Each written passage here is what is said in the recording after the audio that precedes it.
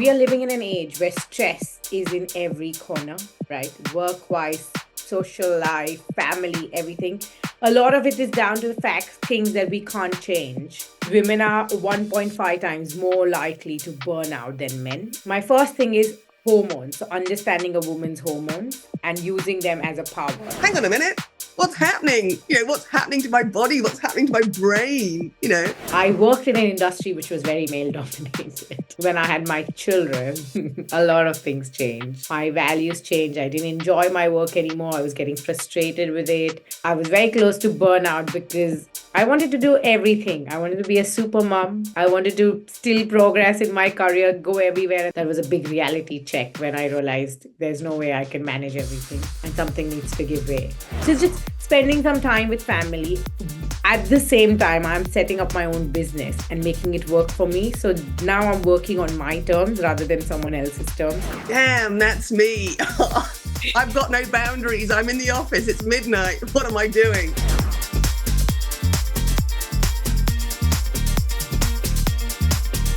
Hi, good morning and welcome to the Midlife Revamp Diaries.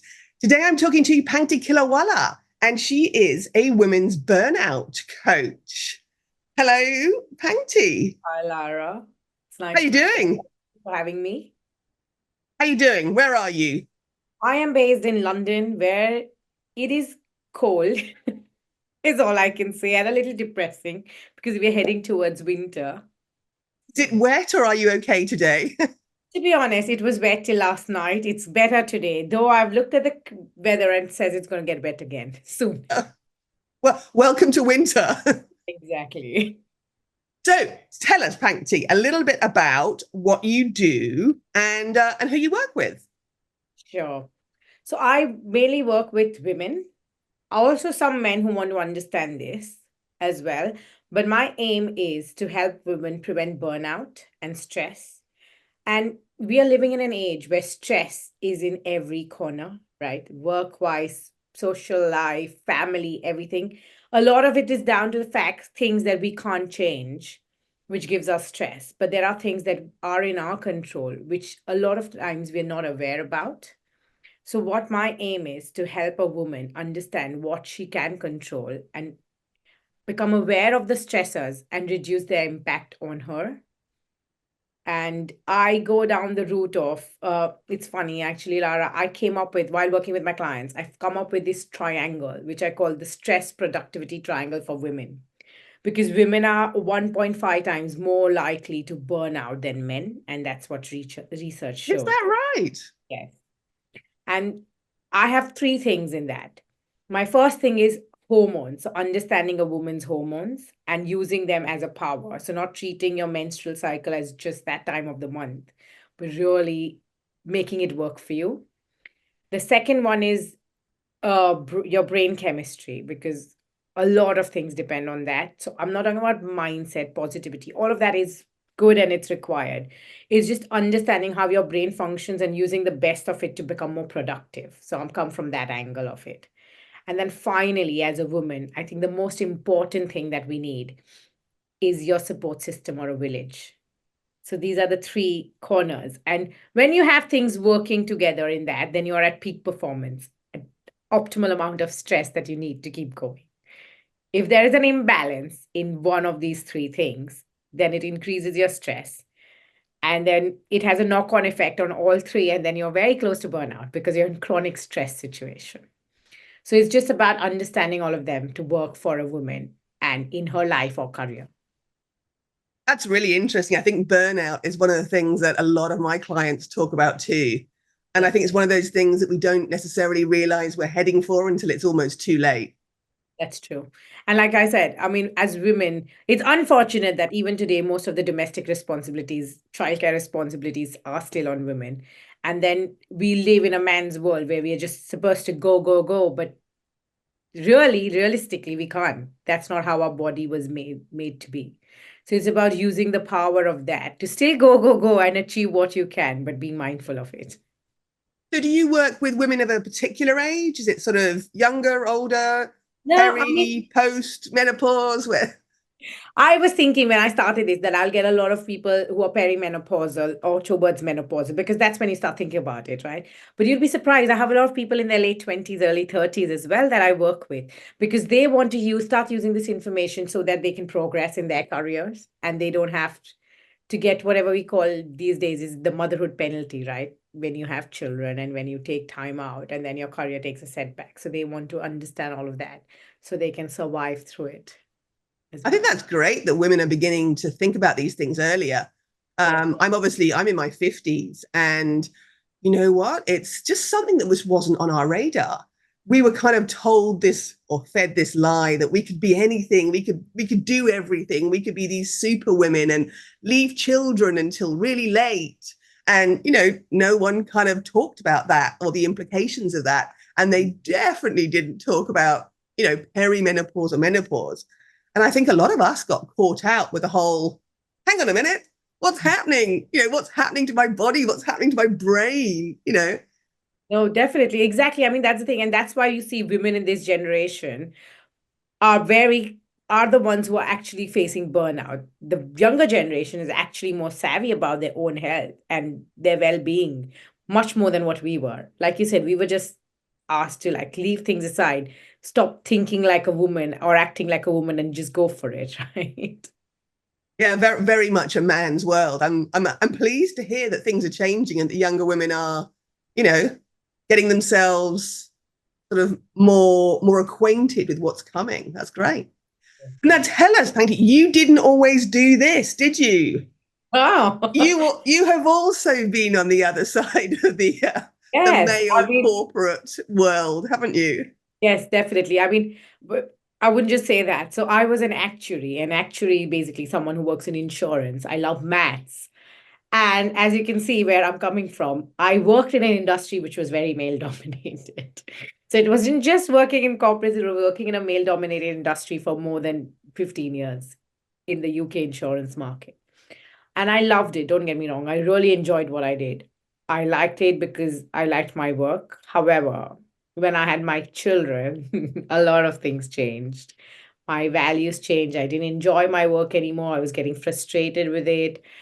I was very close to burnout because I wanted to do everything. I wanted to be a super mom. I wanted to still progress in my career, go everywhere. And then obviously the pandemic hit, and that's it. That was a big reality check when I realized there's no way I can manage everything and something needs to give way. And it was So was the pandemic your catalyst for change? It was kind of so basically, I had my second daughter. She turned 9 months on the day they announced in the UK that we are in lockdown. So it was like, great, this is. And then I had another one who was just 3. So I had 2 really young kids. I had work, and I had no support because my family lives in India, and I was managing everything. And that's when I realized that's it. And then I think the pandemic was a catalyst in the sense it made me realize that I did value my family life quite a bit more than what I thought. Because otherwise, my kids were in daycare for like 11 hours a day. I was busy crushing my career. And then it made me realize I want to spend time with my kids before they grow up and they decide they don't want to spend time with me. Do you know, I think that's a key thing that comes up with a lot of my clients is that whole values thing. And it's not something that I think most of us think about on a daily basis in terms of like, what are my values? I mean, I think if you ask most people, they kind of go, I'm not really sure. But when you actually stop to think about it, it's so different. What we wanted when we were 20 and, what we want when we're 40 and we're now a mother and we're juggling, a work with family and children. And you suddenly Yes. realize, hang on a minute, you know what? What I want is actually different. My values have changed. Yes, definitely. And I think it's those big life circumstances or events that change your values, right? And it was just making me like reflecting and thinking what I wanted to do, basically. So, more than that, it was not aligning myself back to what I valued or cared for more then that I decided to take a step back. And it was funny because What did you do? How did you do it? that's it. I just decided one. I think the other thing was my older one was going to start school. And in the UK, school goes from 9 to 3. Daycares are from 8 o'clock to 7 o'clock, right? I was like, hang on a minute, what the hell am I supposed to do after 3 o'clock? So I had the option of getting a nanny, but then my younger one was not even two then. And I was like, forget it, that's not happening. And then I said, I'm not enjoying my work as much. I'm being pulled apart. I'm just going to take a break. And it was a very brave thing because I have always worked since I was being independent. I moved to the UK when I was 18. So I have lived independently, financially independent, everything. Luckily, I had enough savings to just say, I quit. My husband earns well, so he could obviously get on with it. And then for a year, I just like, we moved house. So I settled in, got the girls into school, spent time with them, and then started thinking what I wanted to do. And with my maths degree and options, outside the corporate world, doing something outside was very limited. And I didn't want to go back into the corporate world. So, I mean, I started thinking about things from child psychology to a lot of different things. Then I looked up the courses and I was like, I can't study for 5 years. I don't have that much capacity anymore. And then finally, I came across a course which was about coaching and mentoring, which is what I did a lot as part of my career. But it also involved psychology and neuroscience in it. So I was like, this is great. Let's try this. Let's see what, if nothing, it'll just help me in my own development. So that's the view I went in with. And then I started hitting the stage in my life where, whatever type of diet you do, you just put on weight, you feel a bit lethargic. And I was like, hang on, what's happening? That is what opened me up to the world of hormones and how it impacts us. And then I worked on that, looked at that, and I started implementing a lot of the things that are being researched and told on myself. And I did it for a year and I saw massive changes in my mood, in my energy levels, with my weight, with my productivity, the mental clarity, and everything. And I thought this is something I need to tell other people about as well. And it was funny, a lot of my friends, but I go to India once in a year, they were like, oh my God, you've changed so much. What did you do in this last year? Let us know because they were all in that same phase like me. So it was really nice and they really liked it. And it's things that are easy to implement. So I've not, as part of it, I don't ask people to go on like diets or I'm not a nutritionist, so I don't recommend those things. But it's just simple changes that you can make as a woman in your life. So alleviate the symptoms, I would say, of perimenopause, menopause more naturally.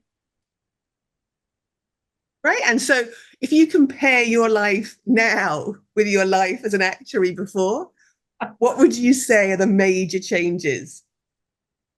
Like, what does your day look like? What does your life look like now?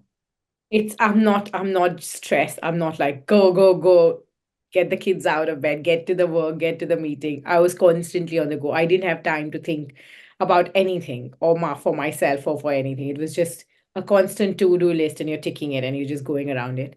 Now I actually have time for myself. I spend 5 days a week, at least 30 to 40 minutes exercising. I go out for walks. I mean, there are amazing parks where I live. Use that. I can drop my kids, speak to them. I pick them up. I'm there for them. A lot of times as a taxi service, but still around, which I wouldn't do before, for example. And it's nice a lot. I mean, the other day I was sitting and coloring with them, and I don't know when I colored for the last time. It was so peaceful and nice and more. So it's just spending some time with family. At the same time, I'm setting up my own business and making it work for me. So now I'm working on my terms rather than someone else's terms. And I like that because, yes, there are days when I don't get me up. My life is not smooth sailing. There are days when I get overwhelmed, stressed. I shout a lot at my kids still after knowing everything. But it's just, You're not alone. We all yell sometimes. Exactly. But I still have the tools. Every time I realize, I think I'm more self-aware that, okay, this is happening. I can start taking a step back, thinking about what needs to be done. Why am I getting stressed? What's happening? And making it more logical to decrease those episodes. And yeah, just it is different. I mean, when I was working, it was a constant start in the morning at 9, finish at 5:30, pick up the kids, get them to bed, work again for 3 or 4 hours. And it was not sustainable. Now I do But have the funny thing is like for years we all thought that was. What exactly. what was going on? There's a whole generation of us that thought that was normal and okay. Exactly. I think the other thing that was I did see a lot of younger women who came in, and it was funny because I remember once I was getting late for daycare pickup, and you know how they are, right? If you reach late, you get charged. And I just told one of my junior colleagues, I was like, "Do you mind just looking at this?" And she turned around and said, "I'm sorry, it's 5:30. I really need to go." And in my head, I was like, "You need to go to the pub. I need to go pick up my child. What's wrong with you? Just do it." And then it made me really reflect and think, if someone, when I was a grad, had told me, I wouldn't think twice. I would just stay and do the work. I would cancel my plans and do it. But she did stand up for herself. And then it made me really think that I should start doing that for myself too. Absolutely. I mean, I love that. I think, there's a line, isn't there? Sometimes you obviously, you put yourself out, you do a little bit more. But absolutely boundaries. I think there's a whole generation, especially of us women, who we didn't have any boundaries. We just stayed and worked like forever. I mean, I remember there was a deadline and I had gone back when my older one was 12, 13 months old. And I was sitting there at 2 in the morning with her in my lap because she was teething and she refused to sleep in my lap on the laptop, thinking this was normal. That's great. So if you look back now at your life, what would you have changed? What would you have done differently? I think I would have,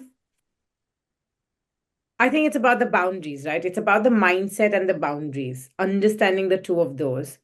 First of all, creating good habits so that you're never stuck there. I mean, like I said, there are times when you have to step up and do things, and I'm all for it. But think about what's necessary, what's actually required, and put your foot down when you need to. Like, just be a little more like doing things stuff for myself. The other thing that I want my girls to know is they can do whatever they want. It doesn't have to be, you don't have to be successful just in a corporate job. You could do whatever you want and be successful, because eventually in life it's all about your happiness and where you are. It doesn't matter what people think, how much you earn. All of those material things don't matter. Your happiness matters more than anything else. And I think also having two girls was a wake up call. I didn't want them to do the same as I did. I wanted them to see a role model in me, not someone. Like, I saw my mother work. That's why I work. Right? Some change, break the cycle there. That's great. And so now, if you were going to give some advice, some words of wisdom, there's people listening and they're like, damn, that's me. I've got no boundaries. I'm in the office. It's midnight. What am I doing? And they're thinking about, doing something different, taking a step out of their comfort zone. And what would be your advice to them? All I would say is do it. Look at what makes you happy, because trust me, setting up your own business is not easy, like you and I know, right? It takes more hard work than just going into a corporate job, but it's more satisfying and more fulfilling. So my advice would be, look at what you really want from life and what you want to do. And like we said, talked about values, understanding them, because that will be your drive and motivation to do what you want. And then just take that leap of faith. As long as you've enough balance in your bank account to survive a couple of years. Another. That is the key thing. I think the fear is number one, but the money is number two, because you reach a stage and you kind of go, how am I going to pay the mortgage? How am I just going to make a change? But everything can be gradual. It doesn't Yeah. have to be overnight.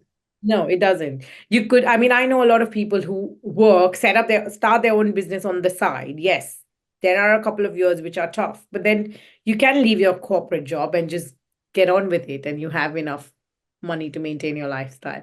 But it's about taking that first step and not being stuck in that fear and the security or in your comfort zone. It's about pushing the boundaries. And that's fun, isn't it? That makes you more resilient as well. So, I mean, I totally agree. Setting up your own business is a lot harder than I thought it would be. I was kind of like, oh, I've got, 25 years in corporate. I can do this. But suddenly it's just so much harder because you realize you haven't got the support. Like, you're Yeah. everything, aren't you? It's like, oh, you're the accountant, the legal person, the graphic designer. You're everything. And you're like, I don't know how to do these things. So it's a massive learning curve. But as you say, it gives you the freedom, the flexibility. It allows you to make choices. And every day you get up and you're doing it for you and not for somebody else. And the boundaries that you put in are your boundaries for what's acceptable to you. Yeah. No, definitely, because I have a lot of clients who say, can we do a 4 o'clock meeting call? And I'm like, no, I can't. I'm really sorry, but it's the time I go to pick my kids up. So, Pankti, if people would like to reach out, say hi, have a chat with you, what's the best place for them to contact you? So they can follow me on Instagram. I am quite active on Pankti Killawala Coaching, or email me at pankti.killawala@gmail.com. So it's my name and gmail.com. That's the best way to reach Perfect. out. Well, thank you so much. It's been great talking to you.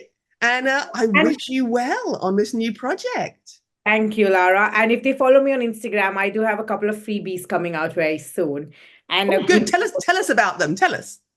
So I have come up with, when women are stressed, or anyone who's stressed, not men, women, there's a matrix, a very famous matrix about urgency and non-urgency, the productivity matrix. A lot of times when I'm overwhelmed, I sit down and do tasks there. So I have that, just a one pager on that, and how you can fill out the quadrants and what you can do to manage your week or month, for that matter, or quarter, as a freebie that's coming out. And I have some affirmations as well that I have as a freebie. And there are a few other things, and I'm thinking of doing a group course, which will be coming out towards early next year, in terms of for women to join in and talk, just learn a little bit about their hormones, their cycles, whichever stage they are in, and how they can change that for them, that to work for them. Okay. I think I might have to join too, if that's okay. Yes, sure. I would love to see you there. Okay. Well, thanks ever so much. Thank you. All right. Bye-bye.